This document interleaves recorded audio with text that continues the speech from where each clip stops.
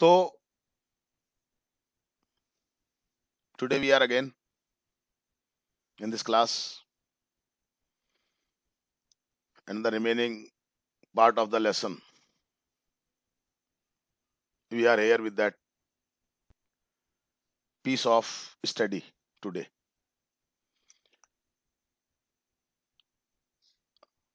The lesson was purity is power.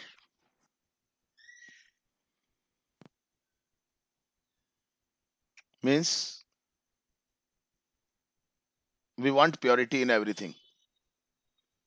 And through this purity, we can improve ourselves.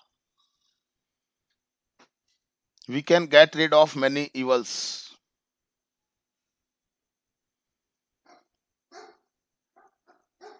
So we should have a pure mind, pure body, pure thoughts, pure acts. We must have a pure soul.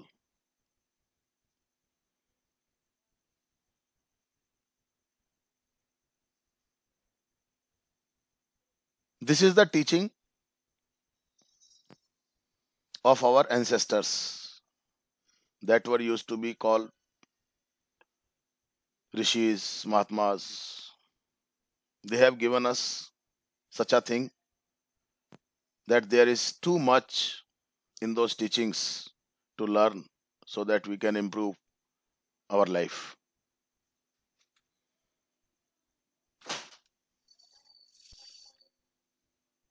There should be no malice towards anyone. There should be no ill will in our hearts for anyone. Then we can make ourselves pure.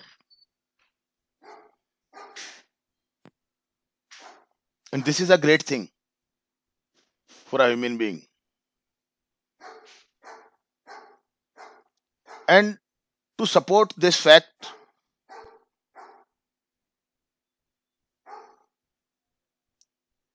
we read yesterday two stories. One was of Mahabharat time, and in that story, we found that as we are, we think others. If we are good, we think others are good. If we think we are bad, and if we are bad, we think the other people that they are also bad.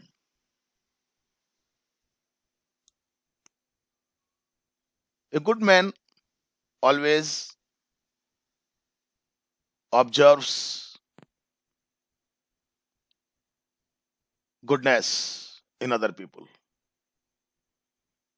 But a bad man always think that others are also bad. Means he sees wrong things, evils in others. Because these things a bad man has in his mind. And then again, and there was an example of Pandavas and Kauravas when their preceptor, their Guru Dronacharya, asked Yudhishthir to bring a bad man from the society. And also, he asked Duryodhan, which was one of the Kauravas, to bring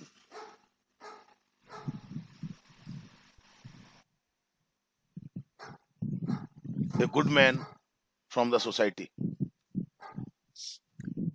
And they went, they explored everywhere. Yudhishthir explored so that he could find a bad man. And there, on the other hand, Duryodhan tried to get a good man, but they could not get.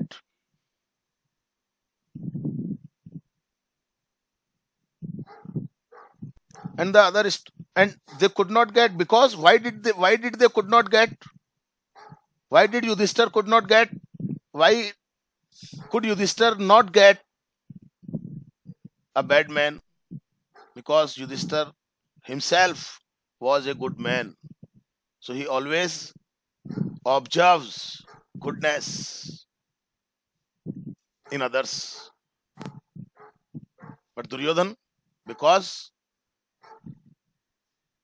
he was a bad man, so he found always bad things in other people. So he never got a good man. So we must think always in good way. And the other story was of Pavahari Baba. And in that story, Pavahari Baba changed the heart of a thief. Because only due to his behavior, due to his pure behavior,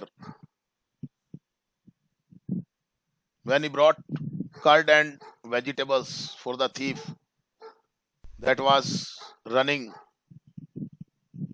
with the vessels containing chapatis or rotis or other foods as than vegetables and curds. And when Pavahari Baba saw that the thief could not take with him the vessels of curd and vegetables, so realizing that how the man would eat the food without curds and vegetables, so he picked up the vessels of curd and vegetables and started running after the thief. And he asked the thief affectionately to have the food with the curd and vegetables and without any hurry. And when the thief felt that the man whose food he had taken away from him was before him and he was offering him vegetables and curds, and then he changed. He changed means his heart changed. So when we have purity in our mind, so this is the thing that can metamorphosing the heart of a man. Okay, ठीक है, समझ में आ गई होगी आपकी पूरी summary जो भी मैं अभी तक मैंने आपको पढ़ाई. अगर किसी को कोई डाउट है तो वो पूछ सकता है मेरे से.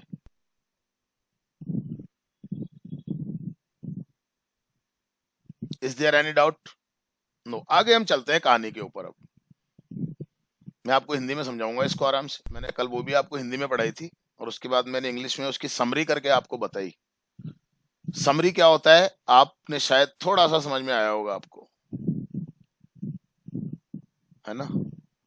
सुनना आप इसको कभी मौका मिले तो सुनना जरूर. सुना होगा आपने. एक समरी अपन किस तरीके से लिख सकते हैं. If we have the capacity of building sentences of different types of sentences, there are not more than 15-20 devices of translating a sentence properly. So कोशिश करें. आज फिर मैं आपको हिंदी समझा रहा हूं इसकी, और समझिए आप जरा, फिर बाद में बात करेंगे इसकी इंग्लिश की. Once upon a time, today we have one another story that is also telling us the importance of purity. Purity क्या होती है, शुद्धता क्या होती है? केवल नहा लेना, कपड़े साफ कर लेना, साबुन से नहा लेना, रोजाना नहा लेना, 2-3 बार नहा लेना, अच्छा अच्छा तेल लगा लेना, बालों में कंघी कर लेना,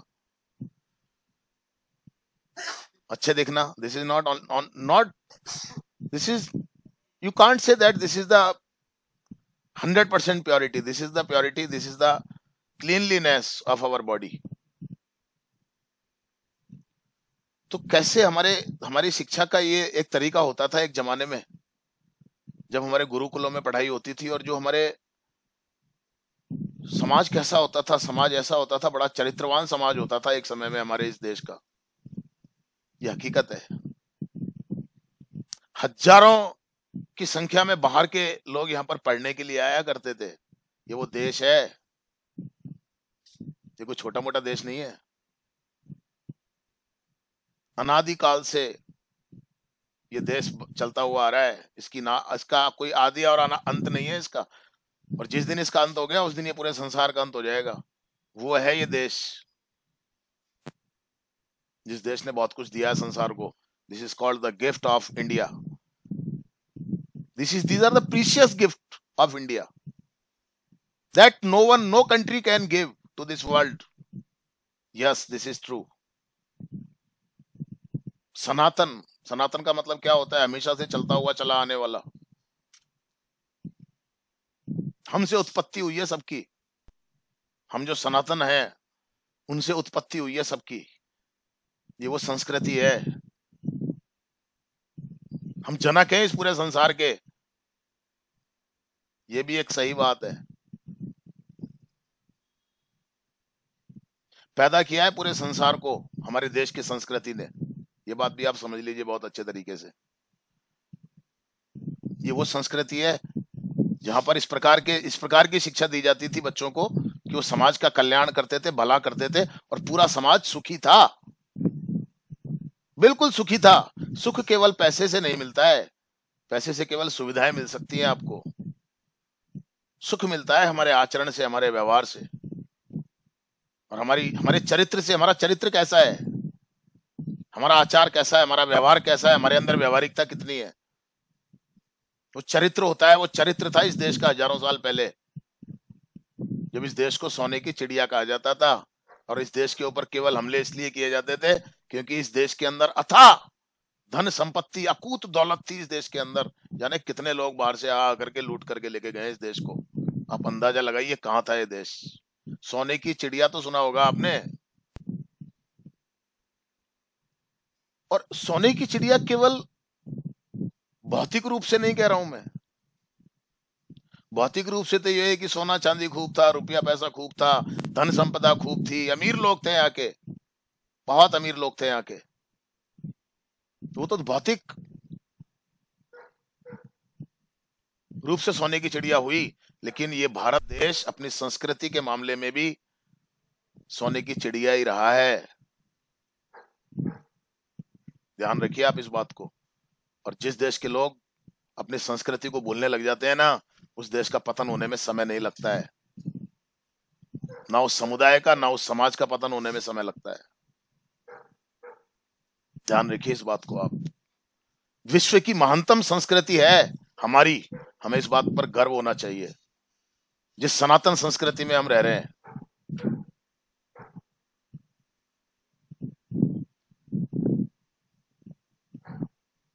इस संस्कृति ने इस संसार को बहुत कुछ दिया है।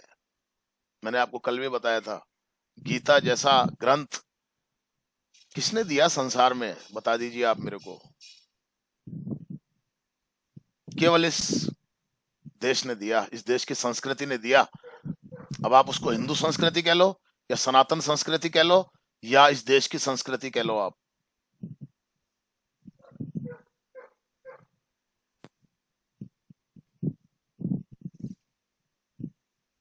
ये वो देश है। चारों ओर सुख शांति थी केवल शिक्षा की वजह से। शिक्षा ऐसी थी आजकल तो शिक्षा का उद्देश्य कुछ और है, बस केवल हम इसलिए शिक्षित हो रहे हैं कि हम पैसा कमा सकें। इसके आगे पैसा ही सब कुछ नहीं होता है जीवन में, ध्यान रखना। हमारे विचार भी बहुत महत्वपूर्ण होते हैं, और संस्कृति पैसों से नहीं बनती है। संस्कृति बनती है हमारे उच्च आदर्श प्रतिमान जो है, हमारे हमारे जो मूल्य है, हमारी जो संस्कृति है, पूरा विश्व मानता है। कौन सा ऐसा देश होगा संसार में जो भारत का आदर सम्मान नहीं करता होगा? कुछ देशों को छोड़ दीजिए आप, कुछ देशों को, वो भी गिने चुने, गिने चुने। लेकिन उस देश में रहने वाले लोग भी, हो सकता है कि राजनीतिक रूप से वो थोड़ा सा डिफर हो सकते हैं, लेकिन उस देश के रहने वाले लोग भी भारत की संस्कृति का, इस महान संस्कृति का सम्मान करते हैं।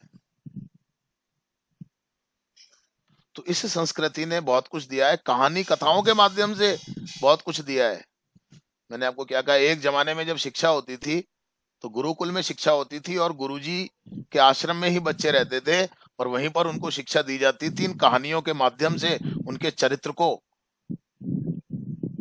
सुदृढ़ बनाया जाता था, उनके चरित्र को गढ़ा जाता था कि इस देश के नागरिकों का, इस देश के बच्चों का, इस देश के जो नागरिक हैं, जो आज पढ़ रहे हैं वो कल नागरिक होंगे, उनका चरित्र कैसा होना चाहिए, उनके अंदर संवेदनशीलता होनी चाहिए या नहीं होनी चाहिए। या केवल पैसे के लिए शिक्षा ना, जीने के लिए शिक्षा दी जाती थी, एक आदर्श जीवन जीने के लिए शिक्षा दी जाती थी पहले, केवल पैसा कमाने के लिए शिक्षा नहीं दी जाती थी। और जब व्यक्ति के अंदर, अगर हम व्यक्ति को इस बात के लिए तैयार कर देते हैं कि वो एक आदर्श जीवन जी सके, तो पैसा तो बहुत छोटी चीज है, वो कमा लेता है। सेकंड प्रायोरिटी पे होती थी हमारी ये चीज। पहली प्रायोरिटी क्या होती थी कि हमारे बच्चों का, हमारे इस देश के युवाओं का भविष्य ऐसा होना चाहिए, ऐसा युवा ऐसा होना चाहिए कि उस में कहीं बुराइयां हो ही नहीं। आज समाज के अंदर कितनी बुराइयां व्याप्त हैं, देख लीजिए आप, देख लीजिए आप, खुद के सामने है आपके। कुछ नहीं था ऐसा, कुछ नहीं था एक समय ऐसे हमारे समाज के अंदर, because of our education system. वहां 3.25 घंटे की परीक्षा नहीं होती थी, यहाँ 3.25 घंटे की परीक्षा होती है। साल भर रट लो, कितना याद रह जाए वो आपके दिमाग के ऊपर और आपकी किस्मत के ऊपर लिख करके आ जाओ, बस वही आपकी परीक्षा है। आपके अंदर कोई योग्यता, कोई काबिलियत हो या ना हो, और कितने लोगों के अंदर होती है, सोचिए आप। इस देश को, किसी भी देश को, किसी भी देश का निर्माण कौन करता है? वहां के नागरिक करते हैं, अपने सांस्कृतिक मूल्यों से। पैसा कमाने के लिए कोई मनाही थोड़ी कर रहे हैं। पहले भी जमाने में पैसा कमाते थे, क्या पहले पैसा नहीं कमाते थे? सोने की चिड़िया ऐसे ही बन गया था क्या देश? लेकिन पैसों के साथ साथ उनका चरित्र भी उनके साथ होता था, जिसका निर्माण गुरुकुलों में किया जाता था। हम हमारे बच्चे को कैसा बनाना चाहेंगे बताइए? केवल पैसा बनाने की मशीन नहीं, बस। तो इन कहानियों के माध्यम से, इन कथाओं के माध्यम से उनके चरित्र को धीरे धीरे गढ़ा जाता था, उनके अंदर वो भाव पैदा किए जाते थे। तो एक कहानी और है, देखिए आप जरा। Once upon a time one particular rishi called Gautam did tapasya to obtain certain powers. अब एक बार की बात है, जरा, ये कहानी भी बहुत अच्छी है। अभी आप 2 कहानियां और पढ़ेंगे ऐसी छोटी छोटी। देखिए आप, व्यवहार क्या होता है, प्योरिटी क्या होती है, प्योरिटी क्या होती है। बहुत बड़ी चीज होती है प्योरिटी। मुश्किल, असंभव तो नहीं है उसको अटेन करना, पर मुश्किल जरूर है।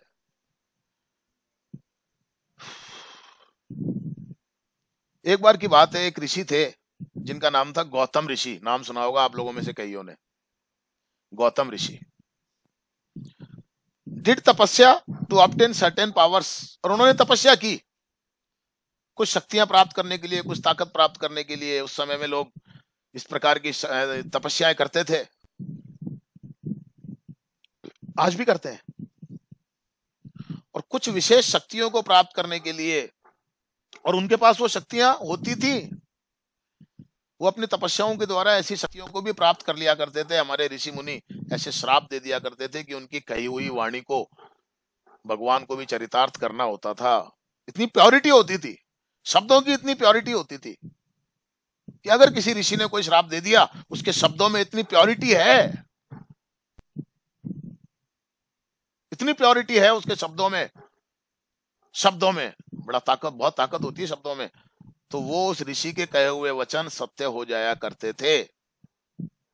अब समझिए इस बात को, बहुत है एक आध्यात्मिक, लेकिन क्या करूं, लेसन ही ऐसा है। ये संस्कृति थी हमारी।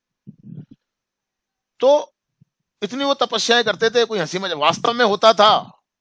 आगे ऐसे कोई होता है क्या गुरुजी? अरे होता कैसे नहीं है, होता है क्या गुरुजी? होता है, पर प्योरिटी होनी चाहिए। वो प्योरिटी तक पहुंचना बहुत मुश्किल काम होता है। तपस्या का मतलब क्या हो गया? तपस्या का मतलब बहुत कुछ होता है। मन से भी तपस्या होती है और तन से भी तपस्या होती है। समझिए आप इस बात को, तब जाकर के व्यक्ति के अंदर अद्भुत शक्तियां पैदा होती हैं। तो ऐसे वो ऋषि थे, तो तपस्या की उन्होंने।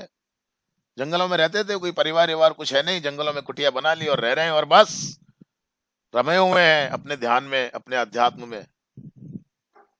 समाज के लिए कल्याण करने के लिए नए नए तरीके ढूंढने में लगे रहते थे। समाज के लिए कल्याण के लिए, समाज के कल्याण के लिए ये ऋषि मुनि जंगलों में रह करके और इस प्रकार की तपस्याएं करते थे, इस प्रकार की सिद्धियां रिद्धियां और इस प्रकार की चीजें प्राप्त करते थे, जिससे कि जन कल्याण का, जनता का, जन का, प्रजा का जो लोग थे वहां पर, उनका कल्याण होता था। जब कभी किसी लोगों को परेशानी होती थी किसी प्रकार की, तो अपने आसपास बने हुए आश्रम में किसी गुरुजी के पास, किसी साधु के पास, किसी ऋषि महात्मा के पास जाते थे अपनी समस्या के समाधान के लिए। और उस जमाने में कोई ऐसे एसएमएस जैसे हॉस्पिटल नहीं थे। और उस जमाने की मैं जब बात कर रहा हूं, हमारे कल्चर की, जब कोई बीमार होता था जन सामान्य में, तो वो उन गुरुओं के पास, उन ऋषियों के पास, जो उनके जंगलों में, उनके गांवों के आसपास ही रहते थे, तो वो वहां जाते थे और वहां से गुरुजी उनकी समस्या का समाधान किया करते थे। This was the culture. और निस्वार्थ भाव से वो, उनको कोई औषधि है, कोई दवाई है, कोई सलाह देना है, ये वो चीजें होती थी। ये समाज था उस समय। तो ऐसे ऋषि तपस्याएं करते थे जंगलों में रह करके, शक्तियां प्राप्त करते थे। तो उन्होंने भी एक ऐसी एक तपस्या की, to obtain certain powers for several days, months and years he observed rigorous austerities. और ये तपस्याएं कोई ऐसी नहीं होती आधा घंटे में हो जाए, कई दिनों तक, कई महीनों तक, और यहां तक कि कई कई सालों तक उन्होंने तपस्या की, कठिन तपस्या की उन्होंने। कभी एक पांव पे खड़े हैं, कभी खड़े ही खड़े हैं 24 घंटे, कई सालों से लेटे ही नहीं है। अरे तरह तरह की तपस्याएं होती थी साहब।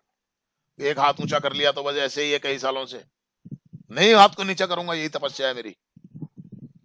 बस नहीं बैठूंगा, नहीं लेटूंगा, नहीं, यही तपस्या है मेरी, खड़े ही रहूंगा बस मैं, जो होगा देखा जाएगा।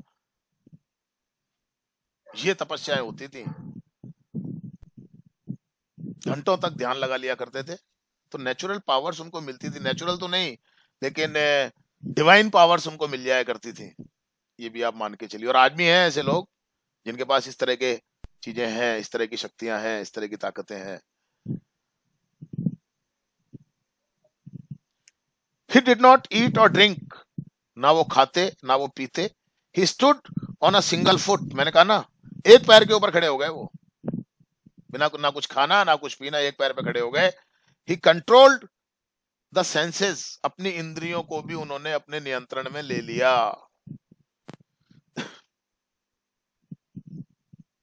कितनी इंद्रियां होती हैं व्यक्ति के अंदर? सर 5। कौन कौन सी? 7 होती है सर भाई। ना 5 जीभ तो हाँ, ये तो बाहर की हो गई इंद्रिय, अंदर की भी तो होती है।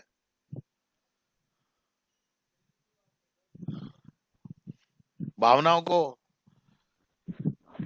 अपना जो है वो मन को कंट्रोल में करना, ये भी तो एक इंद्रिय होती है, नहीं होती है? वो 5 अंदर की और 5 बाहर की, अपनी इंद्रियों को कंट्रोल में किया उन्होंने। He meditated on the chosen deity. Chosen deity का मतलब किसी भी एक देवी का या देवता का ध्यान लगाना, अपने चुने हुए देवी या देवता के ऊपर ध्यान लगा करके उन्होंने बैठ गए। अब तो वो तो बस। One day in the morning he went to the river for a holy dip. और एक दिन सुबह सुबह नहाने के लिए, वो पास में नदी थी जो गौतम ऋषि थे उनके आश्रम के पास में ही, और वो गए नहाने के लिए। तो क्या हुआ आप देखिए आप जरा। On the bank of the river there was a tree. उस नदी के किनारे पर एक पेड़ था। The branches of the tree were out stretching towards the river. और उस पेड़ की जो शाखाएं थी ना, वो शाखाएं जो थी, वो पेड़ तो किनारे पे था लेकिन उसकी शाखाएं इतनी फैली हुई थी कि नदी के ऊपर तक उसकी शाखाएं आ रही थी। आप ऐसे मान लो। क्लियर हो गई बात आपको? इतना फैला हुआ था वो पेड़।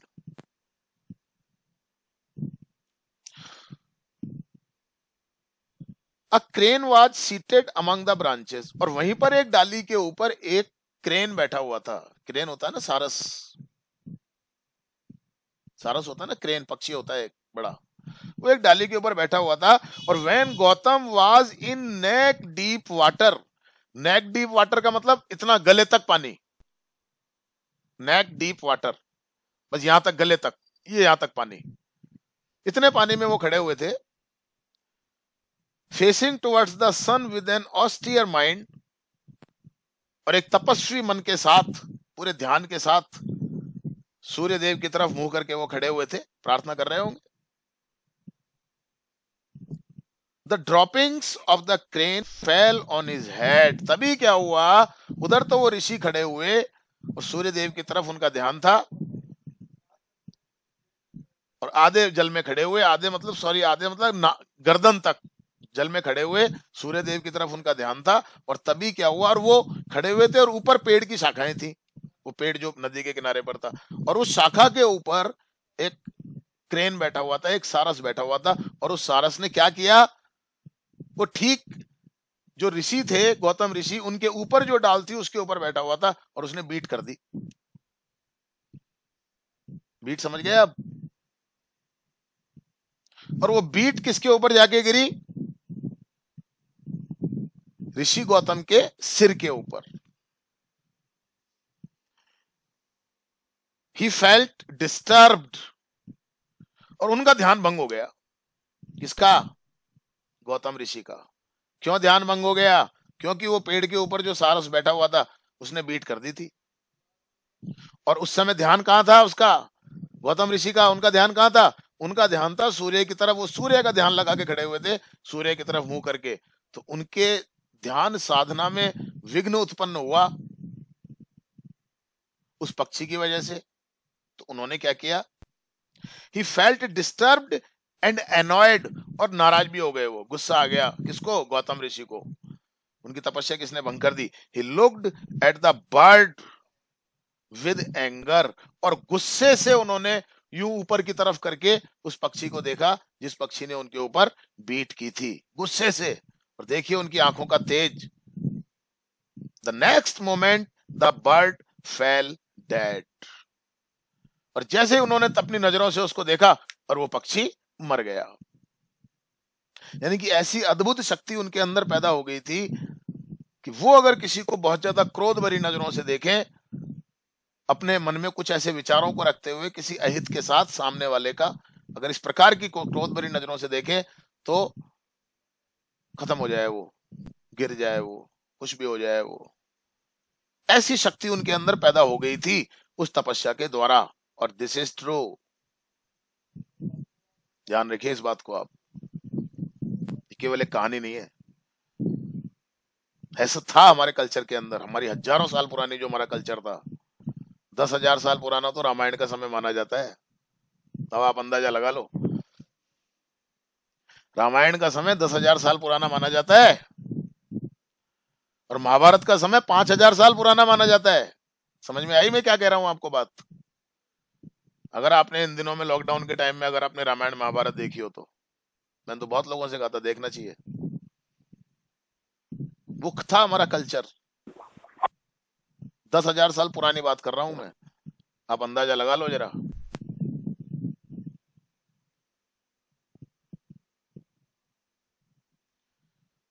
तो भैया जैसे ही उसने गुस्से से देखा वो पक्षी गिर गया, मर गया। The rishi was happy because he had obtained the power to kill a bird by his very gaze। और ऋषि महाराज जो थे, गौतम ऋषि, बड़े खुश हो गए, बड़े प्रसन्न हो गए, क्योंकि उनके अंदर ऐसी ताकत आ चुकी थी, उनको ऐसी शक्ति मिल चुकी थी कि वो किसी को भी, एक पक्षी को उन्होंने मार दिया।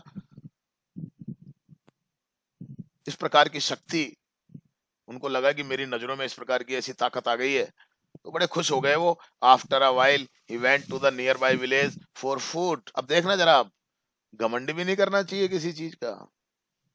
मैं तो अब ऐसा हो गया, मैं तो किसी को भी देखूंगा तो मार दूंगा। अरे अच्छा, किसी को भी देखोगे तो मार दोगे, ऐसे विचार ही मन में नहीं आने चाहिए। समझ गए आप बात को? ये पाप है, ये प्योरिटी नहीं है। प्योरिटी से उन्होंने इतनी ताकत हासिल की, लेकिन अब उनके मन के अंदर एक इम्प्योरिटी आ गई है। और वो इम्प्योरिटी क्या आ गई? अहम। मेरे पास ऐसी ताकत आ गई, अब तो मैं किसी को भी ऐसे देखूंगा तो मैं उसको मार सकता हूं। समझ में आ रही है बात आपको? ये इम्प्योरिटी आ गई अब। और पहले इतनी प्योरिटी थी कि उस प्योरिटी की वजह से वो ताकत उनको मिली। उनके अंदर वो ताकत पैदा हुई। आदमी के अंदर होती है ये ताकत है, बहुत ही आदमी के अंदर ये ताकत है। तो देखिए आप, जब आदमी के मन के अंदर इम्प्योरिटी आ जाती है तो क्या होता है? ऐसी शक्तियां अपना असर नहीं करती हैं। देखिए जरा, अब क्या हुआ? After a while he went to the nearby village for food. और थोड़ी देर के बाद ही वो पास के गांव में गया खाने के लिए। मतलब उस समय ऋषियों का, इनका हिसाब ये होता था कि पूरी समाज की जिम्मेदारी होती थी कि ये लोग चूंकि जंगलों में रहते थे, जन कल्याण के लिए कार्य करते थे, तो पूरे समाज का दायित्व होता था इनका पालन पोषण करना, इनके खाने की व्यवस्था करना, इनके कपड़ों की व्यवस्था करना। ये कहां से कोई कमाते थोड़ी थे, ये नहीं कमाते थे ना।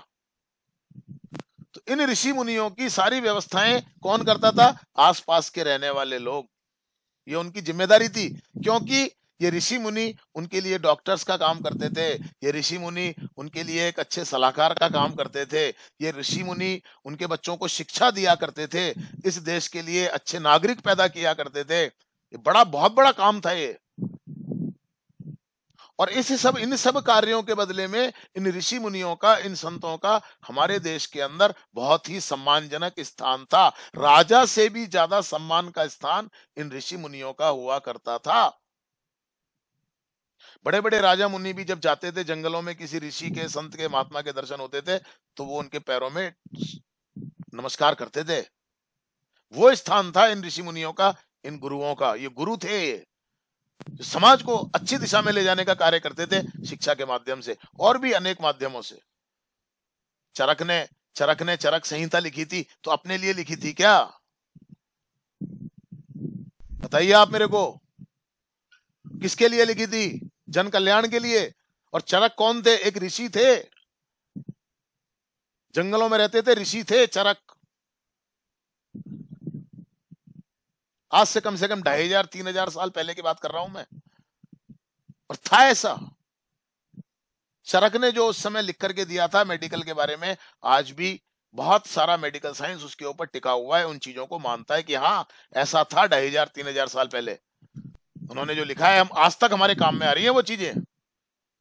इसलिए समाज इनका सम्मान करता था, इनके खाने पीने की हर चीज की व्यवस्था करता था। इसलिए जब भी इनको खाने की जरूरत होती थी तो ये गांव में चले जाया करते थे, आसपास के गांवों में, और वहां से इनको खाने पीने की उचित सम्मान के साथ पूरी व्यवस्था हो जाती थी। समझ में आ रही है आपको बात? ये मैं आज आपको इस पाठ के माध्यम से इस देश की संस्कृति से मैं आपका परिचय करवा रहा हूँ।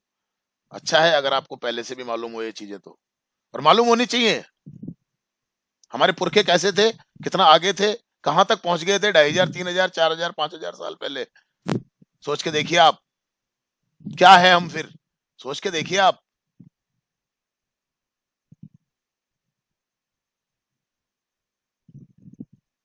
मेरी बात समझ में आ रही होगी शायद आपको। तो गए वो खाने के लिए। He stood before a house and sought alms from the housewife, और वो एक घर के सामने खड़े हो गए और भिक्षा मांगी उन्होंने। भिक्षा का मतलब भीख नहीं होता था। सभी गुरुकुलों में पढ़ने वाले विद्यार्थी भी आसपास के गांवों में जाते थे और भिक्षा लेकर के आते थे। अपने गुरुकुल के लिए उनका पालन पोषण होता था और उनको शिक्षा मिलती थी, जिससे कि वो अच्छे नागरिक बनकर के निकलते थे। हर क्षेत्र में अच्छे नागरिक बन के निकलते थे। व्यापार बिजनेस कम फैला हुआ था हमारा, सोने की चिड़िया ऐसे ही नहीं था।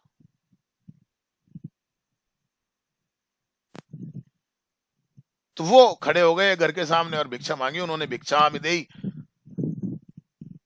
She was busy doing her domestic chores, और वो अपनी जो थी, कौन, गृहिणी,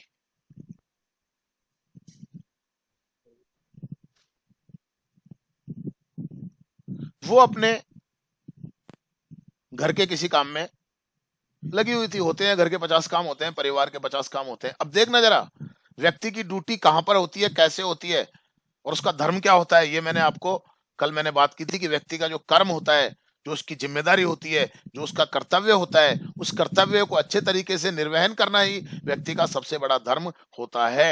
इसका ये हमारी धर्म की परिभाषा है। एक्चुअली धर्म की परिभाषा ये होती है।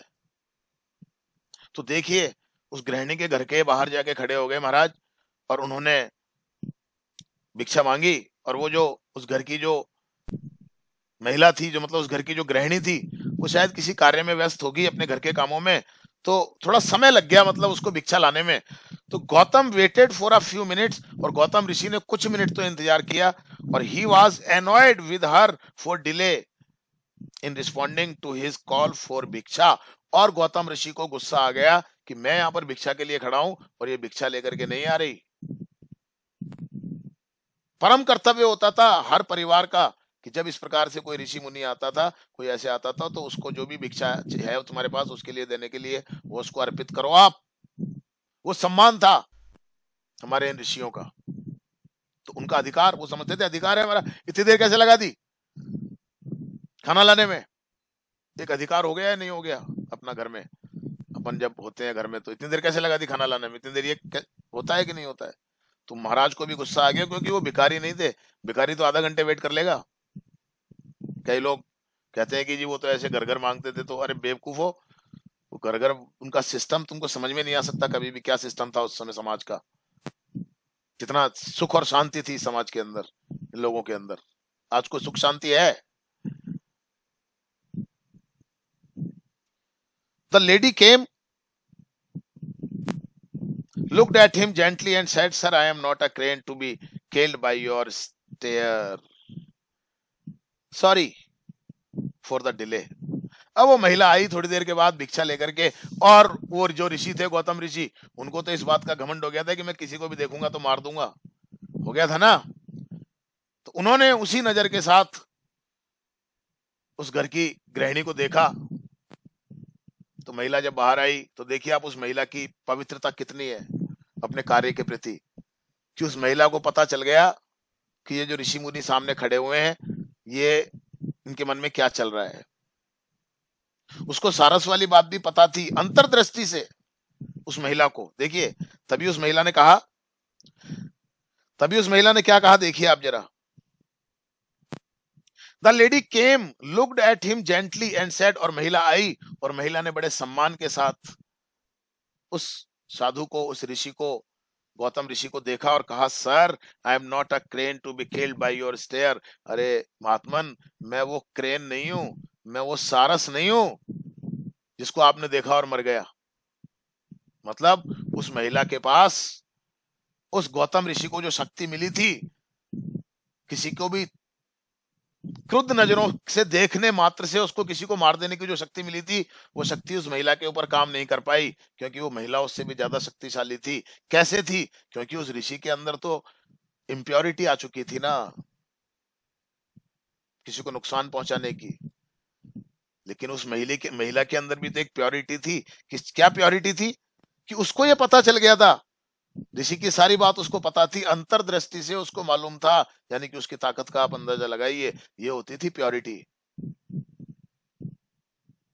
और आते ही उसने कहा कि ऐसे मत देखिए आप, मैं वो सारस नहीं हूं जो केवल आपकी क्रुद्ध नजरों से जो मर जाए, मैं ऐसे मरने वाली नहीं हूं सर।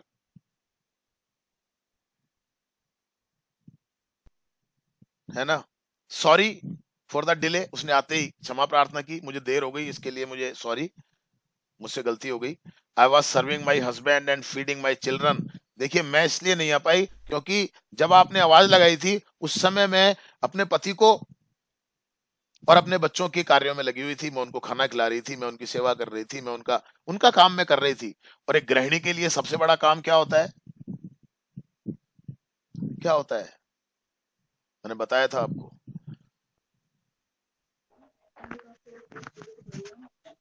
अपने परिवार का, सर घर को बनाए रखना। बिल्कुल पहले अपना परिवार।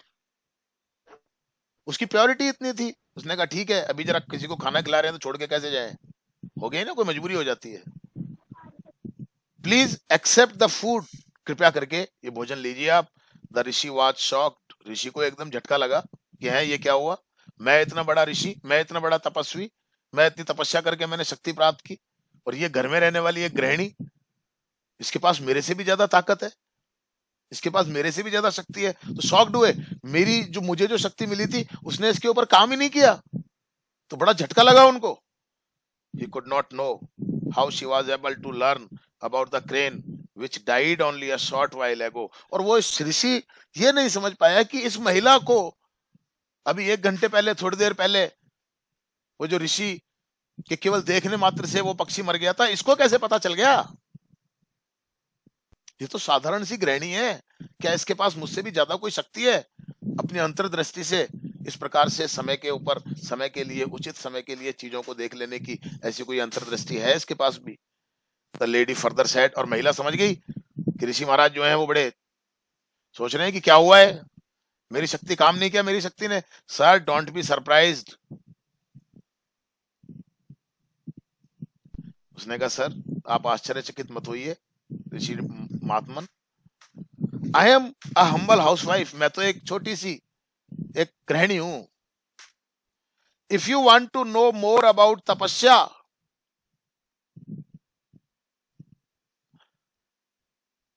मतलब उस महिला को भी ये समझ में नहीं आया कि ये सब कुछ क्या हुआ, लेकिन उस महिला को पता चल गया था। यानी कि अपने आप ही उस महिला के कर्मों के द्वारा उसकी प्योरिटी इतनी बढ़ गई कि उसके अंदर अपने आप ही कुछ ताकतें, कुछ शक्तियां अपने आप ही एक्टिवेट होने लग गई अपने अंदर ही अंदर। ये सोच का फर्क होता है, बहुत फर्क होता है। पर वो प्योरिटी कहां से, बड़ा मुश्किल है उस प्योरिटी को लाना। तो उस महिला ने कहा कि मैं भी कुछ नहीं जानती हूं, मैं तो एक इस संसार में रहने वाली एक महिला हूं, साधारण सी इस घर की गृहिणी हूं। आपको अगर तपस्या के बारे में और भी कुछ जानना है ना गुरुजी, तो आप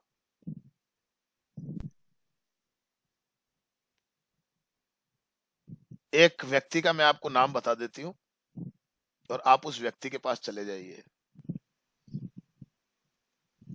देखिए इस कहानी के अंदर क्या बताया गया है कि एक व्यक्ति की अपने परिवार के प्रति क्या जिम्मेदारियां होती हैं, एक माँ की अपने परिवार के अंदर क्या जिम्मेदारियां होती थी।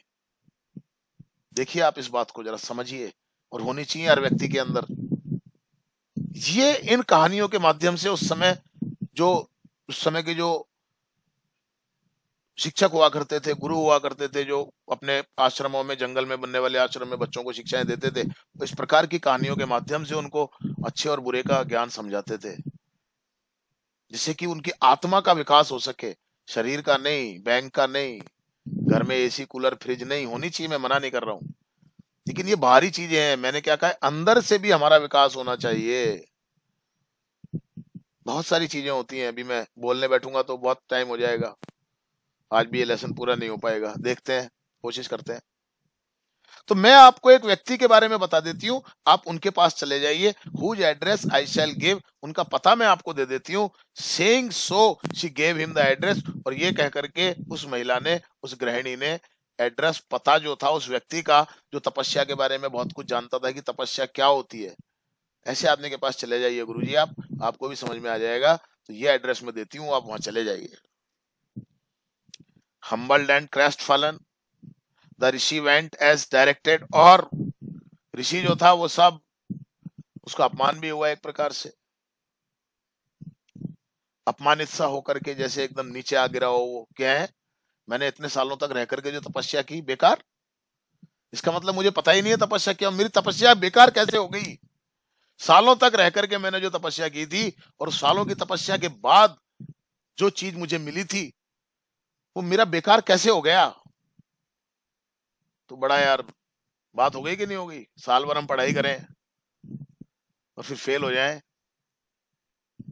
हैं, और पास होके फेल हो जाएं। फिर मान लो कोई है और उसके हिसाब रिजल्ट आ जाए फर्स्ट डिवीजन पास, ठीक है साहब, और फिर 4 दिन के बाद रिजल्ट आए कि सॉरी गलत बच्चे के नंबर चढ़ा दिए आपके मार्कशीट में, आपका असली रिजल्ट तो ये है हर सब्जेक्ट में फेल हो, तो उसके ऊपर क्या बीतेगी। या समझ रहे हैं मेरी बात को आप। तो वो उस ऋषि के मन में हुआ कि यार क्या हुआ है, जंगलों में रह के मैंने इतनी तपस्या की सब बेकार हो गई यार।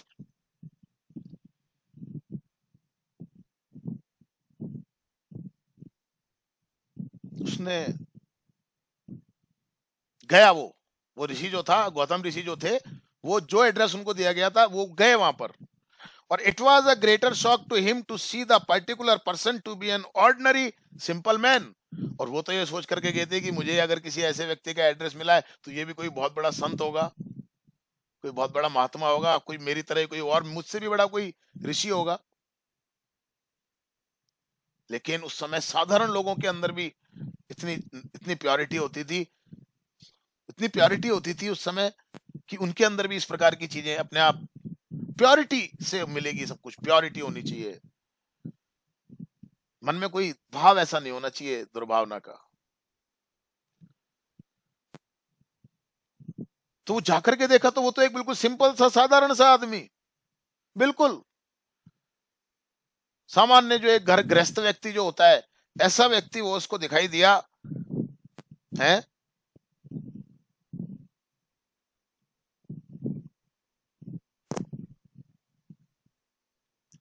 It was a greater shock, और भी ज्यादा झटका लगा ऋषि को, गौतम ऋषि को, to see to him to see the particular person to be an ordinary simple man.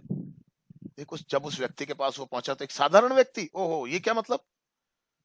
The moment the rishi was seen, the man said, holy sir welcome, I know about the crane's death and that housewife's advice. और जैसे ही वो ऋषि उस व्यक्ति के पास पहुंचे, उस साधारण से दिखने वाले व्यक्ति के पास पहुंचे, और जैसे ही वो पहुंचे तो देखिए उस व्यक्ति ने क्या कहा, आइए महात्मन, आइए आइए महात्मन, आपका स्वागत है, मैं जानता हूं सब कुछ, मैं उस सारस की मृत्यु के बारे में भी जानता हूं, and the housewife's advice, और उस गृहिणी ने आपको जो सलाह दी थी मेरे पास आने की उसके बारे में भी मुझे पता है। देखिए आप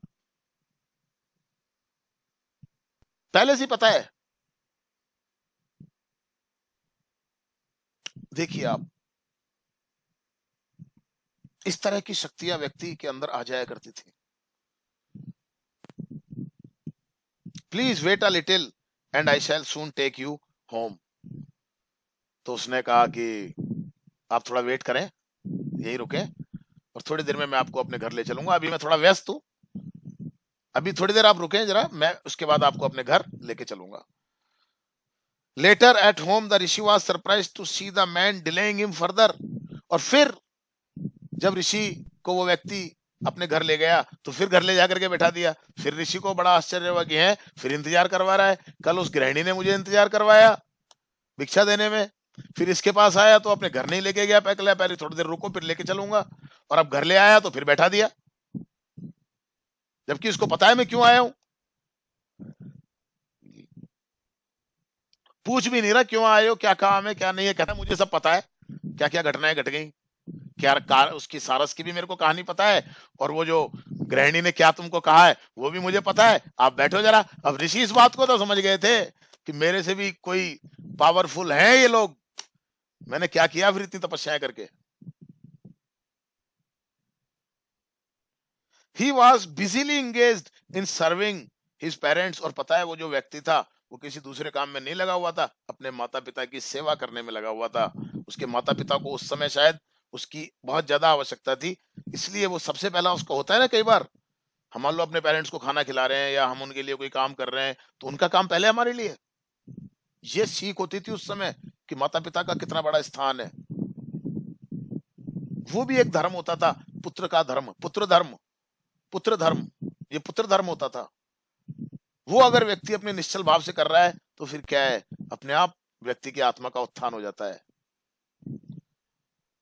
वो अपने माता पिता की सेवा में लगा हुआ। He did not seem to have read any scriptures, और उन ऋषि ने सोचा कि यार ये आदमी बिल्कुल साधारण सा दिखाई देता है और ऐसा भी नहीं लगता कि इसने कोई बहुत बड़े बड़े धर्मशास्त्र पढ़े हुए हैं, लेकिन फिर भी मेरे से ज्यादा पावरफुल दिखाई दे रहा है। Not did he observe any austerities, और ना ही इस व्यक्ति ने कभी कोई तपस्या की। अरे तपस्या तो बहुत बड़ी होती है भैया, गृहस्थी के अंदर रह करके तपस्या करना, गृहस्थी को चलाना, ये कम तपस्या नहीं होती है, अपने आप में बहुत बड़ी तपस्या होती है भाई, ध्यान रखना इस बात को। गृहस्थ आश्रम जो होता है ना, ये एक गृहस्थ में रह करके भी हम अपनी आत्मा का उत्थान कर सकते हैं। इसके लिए जरूरी नहीं है कि हम जंगलों में जाकर के तपस्या ही करें, अपने मन को काबू में कर लेना, इससे बड़ी तपस्या क्या हो सकती है। समझिए आप इस बात को लगा यार क्या बात है, ना तो इसने मुझे लगता है कभी कोई धर्म ग्रंथ पढ़े हैं, कोई शास्त्र पढ़े हैं, ना मुझे लग रहा है कि इसने कभी कोई तपस्याएं करी हैं हमारी तरह। हम तो एक टांग पे खड़े रहे, कई दिन तक खाया नहीं पिया नहीं, ऐसी तपस्याएं करी हैं। इसने तो कुछ ऐसा भी किया हुआ नहीं लगता। फिर भी ऐसा क्या चमत्कार है इसके अंदर कि इसको मेरे यहाँ पर आया हूं तो मेरा कारण पता है पहले से ही, और क्या क्या घटनाएं पहले घट गई वो सब पता है इसको। But he was bright with purity, purity of mind, मैंने वही कहा आपको। लेकिन उसके अंदर एक चमक थी, पवित्रता की चमक थी, निश्चलता की चमक थी उसके अंदर। और वो जो प्योरिटी थी उसके अंदर, ये थी उसके अंदर, in his presence the rishi was completely transformed. और केवल उस ऋषि के साथ, उस व्यक्ति के साथ बैठ करके, क्योंकि वो व्यक्ति खुद इतना पवित्र था कि उसकी पवित्रता ने उस ऋषि को भी बदल दिया, उसको भी परिवर्तित कर दिया। यानी कि उसके मन से भी घमंड जो आ गया था उसको, अपने ज्ञान का, अपनी तपस्या से जो उसने प्राप्त किया था, उस घमंड को निकाल दिया उसने कि यार मैं क्या हूं, मेरे को जरा एक शक्ति मिल गई तो मैं अपने आप को भगवान समझ बैठा, किसी को भी मार दूंगा मैं। ये ताकत हो गई तुम्हारे अंदर, किसी को भी मार दोगे तुम, किसी को भी देखोगे तो मार दोगे उसको तुम। इस भावना से वो शक्ति इसलिए नहीं मिली है कि आप इस भावना से उस व्यक्ति को देखें, इसलिए मिली है कि कभी आवश्यकता पड़े, दुष्ट किसी व्यक्ति के ऊपर अगर उस शक्ति का प्रयोग करना पड़े तो फिर करो। ऐसे नहीं कि वो घर खाना लाने में लेट हो गई तो उसको मार दो। ये प्योरिटी, और वो तो अपना कर्तव्य पूरा कर रहे हैं ना, वो अपनी एक गृहिणी है तो अपनी गृहिणी का कर्तव्य पूरा कर रही है। यही तो था हमारा कल्चर, यही तो था हमारी संस्कृति। वो अपने माता पिता के प्रति अपने कर्तव्य को पूरा कर रहा है, उससे बड़ी कोई चीज हो सकती है क्या। वो था हमारे माता पिता का स्थान हमारे संस्कृति के अंदर, समाज सुदृढ़ रहता था। आज तो बाप बेटे को काट देता है, बेटा बाप को काट देता है, भाई भाई को काट देता है। बोलो काटता है कि नहीं काटता है, मारता है कि नहीं मारता है। बहुत ज्यादा नहीं होता लेकिन तो कहीं कहीं तो हो ही रहा है ना। केवल एक चीज के पीछे भाग रहा है व्यक्ति, पैसा पैसा पैसा, मकान बंगला गाड़ी, ये वो, ये सब चीजें सुविधाएं हैं, सुख नहीं है। ये शिक्षा होती थी हमारे समाज के अंदर, ये नहीं पैसे के लिए कुछ भी कर डालो। आज तो यही हो रहा है ना। ज्यादा नहीं बोलना चाहता हूं मैं। इतना सब कुछ यार, फिर भी अरे यार ये in his presence the rishi was completely transformed. और उस व्यक्ति की उपस्थिति में, केवल उपस्थिति मात्र में, उस ऋषि का जो हृदय था वो परिवर्तित हो गया। उस ऋषि के अंदर जो एक इम्प्योरिटी आ गई थी, घमंड की, कि मेरे पास ये ताकत है, मैं कुछ भी कर लूंगा, गलत करने की जो उनके मन के अंदर जो चीजें पैदा हो गई थी, वो इम्प्योरिटी थी जिस इम्प्योरिटी ने उनकी उस शक्ति को छीन कर दिया, खत्म कर दिया, नष्ट कर दिया। लेकिन जब वो उस ऋषि जब उस सामान्य से व्यक्ति के साथ में आए, केवल उनके संसर्ग मात्र से, केवल उनके साथ से उनके अंदर से वो इम्प्योरिटी खत्म हो गई। उनके हृदय में समझ में आ गई, हाँ यार मैंने क्या गलती की है। ये आदमी इतनी पवित्रता के साथ अपना सारा काम कर रहा है तो इसको तो मिलेंगी वो सब चीजें। हिज प्राइड ऑफ तपस्या डिसअपियर्ड। अरे तपस्या तो ये है, और उसका जो घमंड था तपस्या का, किसका, गौतम ऋषि का, सब खत्म। ही टर्न्ड मॉडेस्ट, और उनके अंदर एक विनम्रता आ गई। अब ये नहीं कि मेरे को ये आता है तो मैं रावण बन जाऊं। रावण के अंदर यही तो था, उसके उस घमंड ने तो उसको नष्ट किया था। घमंड नहीं होना चाहिए, नहीं होना चाहिए। He turned modest, he became pure without anger, ill will और haughtiness। और अब उनके स्वभाव में जो चीजें थी वो सब खत्म हो गई। कौन सी? क्रोध बिल्कुल नहीं करना। ये कम तपस्या आएगा अपने आप में। क्रोध आए तो उसको दबा के रखना, क्रोध नहीं करना, ये बहुत बड़ी तपस्या है अपने आप में। क्या बात कर रहे हो आप?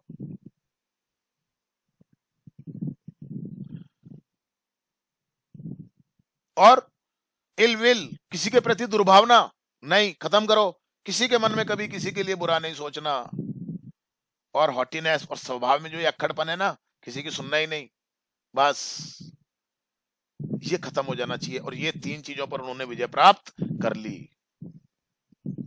अपना घमंड जो था वो खत्म कर दिया, अपना क्रोध खत्म कर दिया, अपने किसी के प्रति जो उनके मन में कभी दुर्भावना होती थी कि इसने मेरे को टाइम पे नहीं दिया तो मैं इसको मार दूं, इस प्रकार की भावना को खत्म कर दिया, और उनके अक्खड़पन को भी खत्म कर दिया।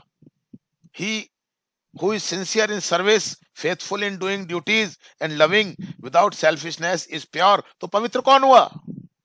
पवित्र वो तपस्याएं करके, एक टांग पे खड़े रह करके तपस्याएं करने वाला व्यक्ति पवित्र नहीं हुआ, बल्कि जो व्यक्ति अपने कर्तव्य को निष्ठापूर्ण तरीके से करता है, पूरी ईमानदारी के साथ अपने कर्तव्य का जो पालन करता है, जो व्यक्ति फेथफुल इन डूइंग ड्यूटीज, और जो अपने कर्तव्यों को पूरा करने में पूर्ण रूप से निष्ठावान होता है, ऐसा व्यक्ति जिस किसी के प्रति भी उसकी कर्तव्य होते हैं, and loving without selfishness is pure, और जो किसी बिना किसी स्वार्थ के जो प्रेम करता है, जो प्यार करता है, जो बिना किसी स्वार्थ के आपसे प्रेम करता है, वो प्योर होता है। एक माता पिता का हृदय अपने बच्चे के लिए उसी प्रकार से एक पवित्र प्रेम होता है वो, लेकिन दूसरी तरफ जाकर के वो शायद गड़बड़ हो जाता है। अपने बच्चों के लिए जो उसका प्रेम होता है, पवित्र प्रेम होता है, शायद वो दूसरों के लिए नहीं हो पाता।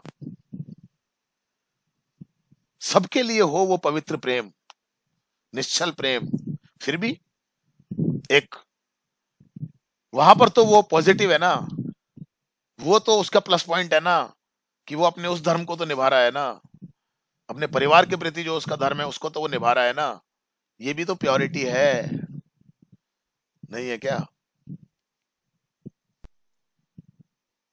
तो वो व्यक्ति वो प्योर होता है, उसके अंदर प्योरिटी होती है। और the power of purity is very high and priceless.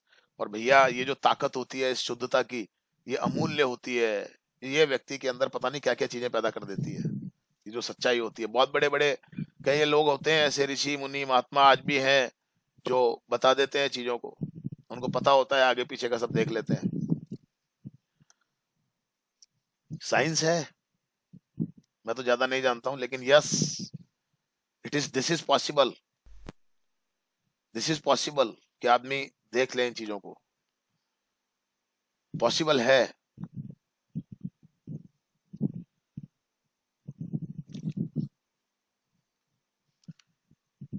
ठीक है, मैं समझता हूं कि काफी है आज के लिए, ज्यादा लंबा हो जाएगा। कुछ इस प्रकार के पाठ होते हैं तो हमें टाइम लगता है। टाइम इसलिए लगता है कि शायद आपको पता होना चाहिए हम लोग क्या था, हम क्या थे, हमारा भूतकाल क्या था, भूतकाल क्या था हमारा, आपको पता होना चाहिए। कहाँ थे हम लोग, आपको पता होना चाहिए। धीरे धीरे सारी चीजें प्रूव होती जा रही हैं। रामायण काल में राम सेतु बना था, मालूम है? उस राम सेतु प्रूव हो चुका है वो कि हाँ है, वो बना था। देखिए आप समुद्र के अंदर पुल बना देना मायना रखता है, अपने आप में बहुत बड़ी बात होती है, हजारों साल पहले। लेकिन वो राम सेतु अस्तित्व है इसका। बहुत सारी चीजें ऐसी। सर मैं जाके आ गया वहां पर। अच्छा, वेरी गुड यार, तू तो बड़ा खुशकिस्मत है यार। सर मैं देख के आया था उसको अभी। है? हाँ दिखाता तेरे को? सर, ज्यादा बड़ा नहीं है, मतलब देखा था मैंने वहां से। हाँ। कन्याकुमारी है ना सर, वहां से देखा है। हाँ तो वो डिस्टेंस ज्यादा नहीं है ना, वो बना हुआ है। लेकिन है, देखो आप, बहुत सारी चीजें हैं ऐसी। ये साइंस है, ये भी एक साइंस है। मैं तो ज्यादा नहीं जानता, पर मैंने सुना है काफी लोगों को कि भाई ये भी एक साइंस है, और पढ़ा भी है कई बार, लगता भी है कि कुछ ना कुछ तो होगा यार।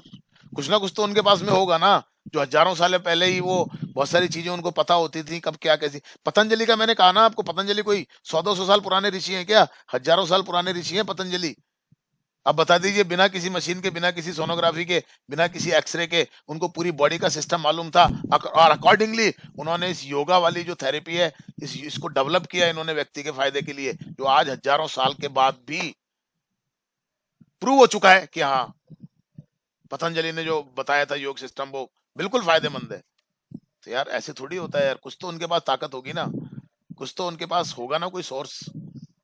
बहुत सारे, एक चरक ने 3000 साल पहले जो लिखा था शरीर के बारे में, इन मेटाबॉलिज्म के बारे में, और जो दूसरे हमारे शरीर के जो सिस्टम है, जो तंत्र है, उन तंत्रों के बारे में उन्होंने लिख दिया था। उपापचय की क्रिया कैसे होती है बॉडी के अंदर, वो उन्होंने लिख दिया था हजारों साल पहले चरक संहिता के अंदर। और वो प्रूव है आज कि हाँ बिल्कुल ऐसे ही होती है। कैसे पता चला उनको? जंगल में रहते थे, कुटिया में, कोई सोनोग्राफी मशीन नहीं थी, कोई लेबोरेटरी नहीं थी टेस्ट करने के लिए, फिर भी उनको पता होती थी ये चीजें। आप अंदाजा लगाइए जरा। तो डेफिनेटली ये कल्चर है इतना महान, और मैं तो बड़ा अपने आप को प्राउड फील करता हूँ। गर्व मुझे होता है कि मैं इस संस्कृति का एक एक कण मात्र, कण भी नहीं होऊंगा शायद, मैं एक हिस्सा हूं मैं इसका। लेकिन जरूरी है। और भारत फिर, मुझे लगता है मुझे कि या तो खत्म हो जाएगा जब तो पूरी दुनिया ही खत्म हो जाएगी, और जिस दिन भारत अपने वापस उस चरम पर पहुंच गया, हजारों साल पहले का जो लाइफ था हमारा, आप देखिए फिर कहां जाता है भारत। शांति हमेशा रहती है, सुख सुविधाएं हमेशा नहीं रहती है। सुख अलग होता है। चलिए बहुत है, बाकी हम इसको कल पूरा करेंगे, अभी जल्दबाजी से मैं तो करूंगा नहीं। 3 पार्ट होंगे तो हो जाएंगे, अब क्या कर सकते हैं। 1 घंटे की रिकॉर्डिंग हो गई है आपकी, पर ओके, वेरी गुड, कोई दिक्कत नहीं है। समझ में तो आया ना आपको? चलिए, थैंक यू वेरी मच।